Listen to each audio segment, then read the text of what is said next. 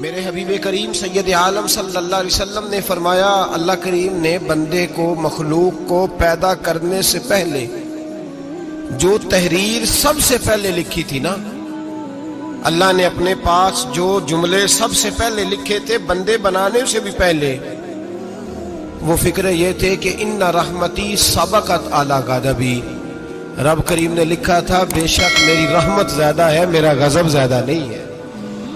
اس نے لکھا تھا کہ میری رحمت ہمیشہ میرے غضب پر غالب رہے گی، غلبہ رحمت کا ہے۔ سنیں بڑی پیاری حدیث، بڑی خوبصورت حدیث، کنز المال میں دیگر کتب احادیث میں ہے۔ حضرت ابو ہریرہ رضی اللہ تعالیٰ عنہ فرماتے ایک بابا جی نبی پاک کی بارگاہ میں آئے، اور جب وہ واپس جانے لگے تو میں نے عمر پوچھی تو عمر تھی 96 سال۔ کہتے ہیں بزرگ جب آئے نا تو یہ بھویں جو ہے نا ان کی سفید ہو کے تو یوں آنکھوں پہ آ گئی، بڑی چھڑی بابا جی نے پکڑی ہوئی اور دونوں ہاتھ پکڑ کے نا چھڑی کے اوپر جھکے ہوئے ہیں ایک جانب، قربان جاؤں۔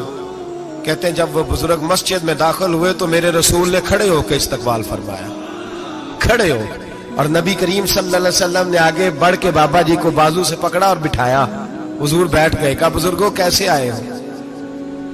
تو کہتے ہیں وہ بابا جی بات کرتے تو آنکھ کھول کے پہلے حضور کا چہرہ دیکھتے، پھر وہ بات کرتے تو ان کے لب و لہجے کے اندر بڑی پریشانی، بڑی تکلیف، بڑی مایوسی۔ عرض کرنے لگے یا رسول اللہ، حضور زندگی ساری گناہوں میں بیت گئی ہے، حضور غلطیاں ہی غلطیاں، یاد ماضی عذاب ہے، یا رب چھین لے مجھ سے حافظہ میرا۔ اے اللہ کے رسول بڑی لمبی فہرست ہے، پاپ ہی پاپ ہے، کالے سیاہ دفتر ہے۔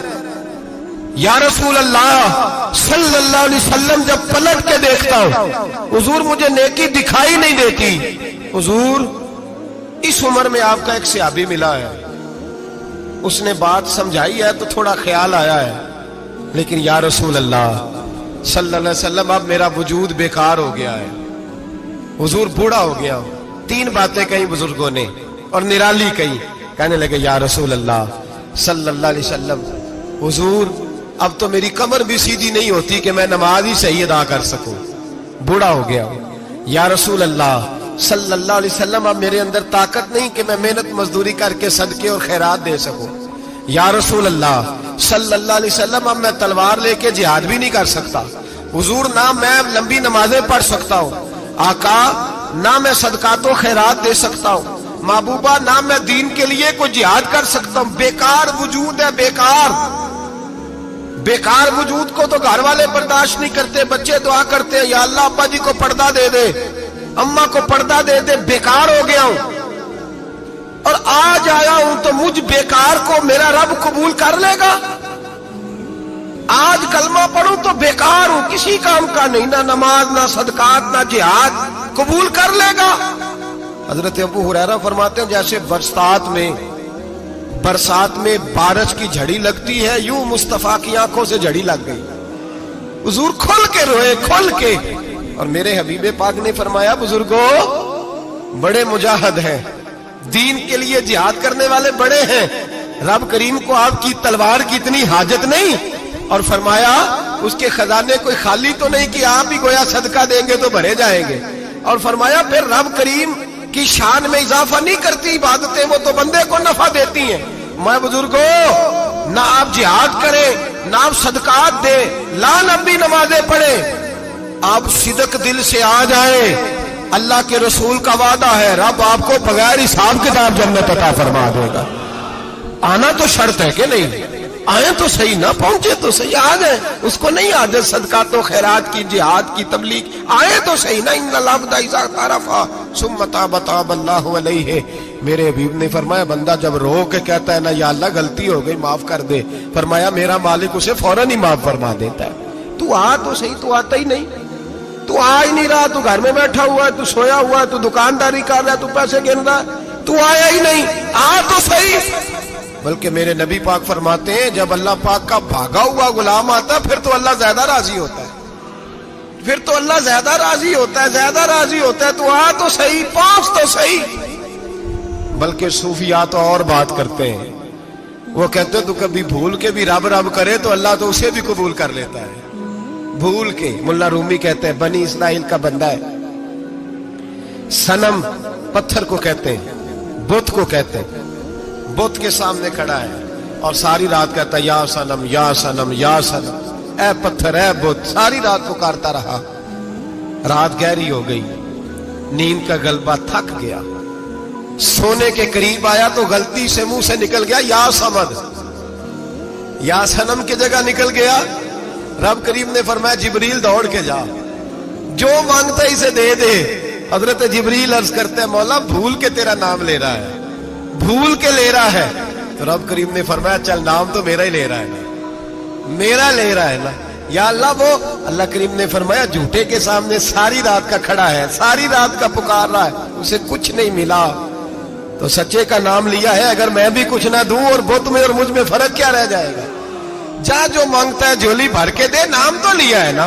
ओ भाई तू बहाना तो बनाना, वो आ तो सही ना, तू यहाँ आ जा, पहुंच जा, आ जा, बस बैठ जा, उसकी बारगाह नाज में हाजिर तो हो ना। तुझे फुर्सत ही नहीं, तू यारों के लिए टाइम निकालता है, बाजारों के लिए टाइम निकालता है, गलियों के लिए टाइम निकालता है, चौकों चौराहों के लिए टाइम निकालता है, हफ्ते में एक दिन होटलिंग के लिए भी जाता है, लेकिन कभी छुप के दो नफलों की तुझे तौफीक नहीं होती। और मैं कई दफा कह चुका हूं, जिस बंदे को बगैर इबादत के रिज़्क ज्यादा मिलने लग जाए उस पर आजमाइश होती है रब करीम की। अल्लाह फरमाता है इसको पैसे दो, इसे आने ना देना, इसको को चल पैसे दौड़ जा। लोग समझते हैं मैं बड़ा ज़हीन हूं, अक्लमंद हूं, देखो मैं अपनी होशियारी से चालाकी से आगे निकल गया। तो आजमाइश है, ये तो आजमाइश है रब करीम की तरफ से, ये तो उसकी खुफिया तदबीर है। मेरे भाई उसकी बारगाह नाज तक जो आ गया, आना तो हमारी जिम्मेदारी है कि नहीं। फिर उसकी रहमत आगे बढ़ के इस्तकबाल कर लेती है, फिर अल्लाह का फजल उसको थाम लेता है उस बंदे को। और खुदा की रहमत कितनी ज्यादा है। मेरे हबीब करीम सैयद आलम सल्लल्लाहु अलैहि वसल्लम ने फरमाया अल्लाह ने अपनी रहमत के 100 हिस्से किए। हुजूर फरमाते हैं एक हिस्सा अल्लाह ने दुनिया में नाजिल किया है। कितना? एक हिस्सा। फरमाया ये जो माँ बेटे से प्यार करती है, बाप बेटे के लिए मजदूरी करता है, जो बहन भाई के लिए रोती है, ये जो बीवी शौहर के लिए दुआ मांगती है, ये जो बच्चे माँ बाप से प्यार करते हैं, फरमाया ये उस एक रहमत का नतीजा है, एक रहमत का नतीजा। तो सहाबा कहने लगे या रसूलल्लाह वो 99 किधर है? नबी पाक ने फरमाया रब करीम ने संभाली हुई है, कयामत के दिन तुम्हें अता फरमाएगा। अभी तो एक नाज़िल की है, अभी अल्लाह ने हजरत यूसुफ अलैहिस्सलाम के जमाने में कहत हो गया। तो जनाब यूसुफ अलैहिस्सलाम ने, चूंकि आप अल्लाह के नबी से पहले से जान गए कहत होगा, तो हजरत यूसुफ ने गंदम पहले स्टॉक कर ली थी बहुत ज्यादा। बाकी इलाकों में जब कहत पड़ा ना, अब सब लोगों ने मिस्र की तरफ रुझान किया गंदम लेने के लिए। तो हजरत यूसुफ अलैहिस्सलाम ने ना शहर के दरवाजे पर बंदे खड़े कर दिए। फरमाया जो बंदा आए ना उससे 2 सवाल पूछना। जो आएंगे लोग गंदम खरीदने, जो आए 2 सवाल पूछना। एक पूछना कहां से आया है और एक पूछना लेके क्या आया है। एक पूछना, समझ आ रही है बात? और दूसरा पूछना कि लेके सोना लेके आया है, चांदी गंदम खरीदनी है तो क्या चीज लेके आया है, कि नगद पैसे लाया है, ये पूछ लेना। जो आए 2 बातें पूछना। एक पूछना कहां से आया है और दूसरा पूछना क्या। एक रवायत में 3 सवाल भी हैं, लेकिन फरमाया पूछना 2 सवाल जरूर। इंतजार था ना भाइयों का किनान से आने वालों का। फरमाने लगे सबसे 2 सवाल पूछना। जब किनान वाले आए ना, उनसे सिर्फ इतना पूछ लेना कि वो कहां से आए हैं। अगर पूछे ना किनान से आए हैं तो फिर ये ना पूछना क्या लेके आए हैं, फिर मैं जेबे खुद टटोल लूंगा वो क्या लेके आए। बाकियों से 2 सवाल। जब मेरे भाई आए ना, भाई भाइयां दे वैरी हुंदे ते भाई भाइयां दियां बावां। जब मेरे भाई आए तो उनसे ये नहीं पूछना कि वो क्या, बस ये पूछना कि कहां से। इतनी बात पूछना, बाकी मैं पूछ लूंगा। आप फरमाने लगे रब भी फरिश्तों से कहता है तुम कब्र में ना मेरे बंदों से ज्यादा सवाल ना करना, बस ये पूछ लेना मुझे मानते हैं, मेरे नबी को मानते हैं। कब्र में तुम इतने सवाल पूछ लेना, बाकी लेके क्या है वो मैं खुद ही पूछ लूंगा। फरिश्तों के सामने रब करीम अपने बंदे को बेआबरू करना, बस तू ये बता दे अल्लाह रसूल को मानता है कि नहीं। बाकी जो तेरा हिसाब किताब है ना, अल्लाह फरमाते हैं मैं क़यामत में कर लूंगा, मैं पूछ लूंगा इसका क्या इलाज करना है। बस तुम इतना बता दो मुझे मानते हो, मेरे रसूल को, मेरे भाई, मेरे नबी करीम। علیہ السلام فرماتے ہیں جو بندہ توبہ کرنے والا تھا، اللہ کی بارگاہ میں آنے والا تھا، بار بار توبہ کرتا تھا، احساس رہتا تھا، اسے احساس تھا، آیا کرتا تھا، پھر بھی غلطیاں ہو گئی، قیامت کے دن رب کریم اپنے فضل کی چادر اس پہ ڈالے گا، فضل کی چادر ڈالے گا، اور رب کریم اس سے پوچھے گا یہ گناہ کیا تھا؟ اور نبی پاک فرماتے ہیں اس نے بڑے بھی گناہ کیے، اللہ چھوٹے چھوٹے گناہوں کے بارے میں پوچھے گا، یہ غلطی کی تھی، یہ گناہ، بندہ ڈر رہا ہے، وہ کہہ رہا ہے پتہ نہیں سزا کیا ملے گی، کیونکہ دنیا میں بھی ڈرتا رہا، یہاں بھی ڈر رہا ہے، شرط یہ ہے کہ احساس والا ہو، آتا رہو، پھر بھی غلطیاں ہو گئی، خیال کرتا تھا، محنت کرتا تھا، نیک ہونے کی جدوجہد کرتا تھا، کوتاہیاں رہ گئی، یہ گناہ کیا تھا یا اللہ بھول گیا تھا، یہ گناہ کیا اللہ مجھ سے غلطی ہو گئی، یہاں بھی کیا تھا یا اللہ غلطی ہو گئی۔ نبی پاک صلی اللہ علیہ وسلم فرماتے چھوٹے چھوٹے گناہ اللہ دکھا رہا ہے اور اسے کہہ رہا ہے یہ کیا تھا مانتا جا رہا ہے، رب کریم فرماتا ہے پتہ ہے میں تیرے ساتھ کیا کرنے والا ہوں؟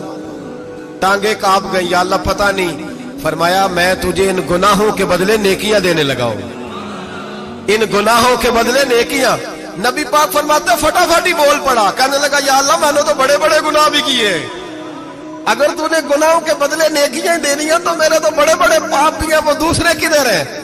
میرے حبیب کریم علیہ الصلوۃ والسلام فرماتے ہیں رب مسکرائے گا جو رب کی شان کے لائق ہے، اللہ فرمائے گا تیرے دل میں احساس تھا، تو آیا کرتا تھا، تو توبہ کرتا تھا، تو میری بارگاہ ناز میں آتا تھا، پتہ تیرے اوپر چادر کیوں ڈالی ہے؟ یا اللہ نہیں، فرمایا میں تجھے اپنی رحمت کی چادر میں چھپا کے جنت میں داخل کرنا چاہتا ہوں۔ میرے بھائی تو آ تو صحیح، تو پہنچ تو صحیح۔ میرے نبی کریم علیہ الصلوۃ والسلام نے ایک دن صحابہ سے پوچھا ایک بات تو بتاؤ، بخاری مسلم کی حدیث ہے، یا رسول اللہ پوچھئے،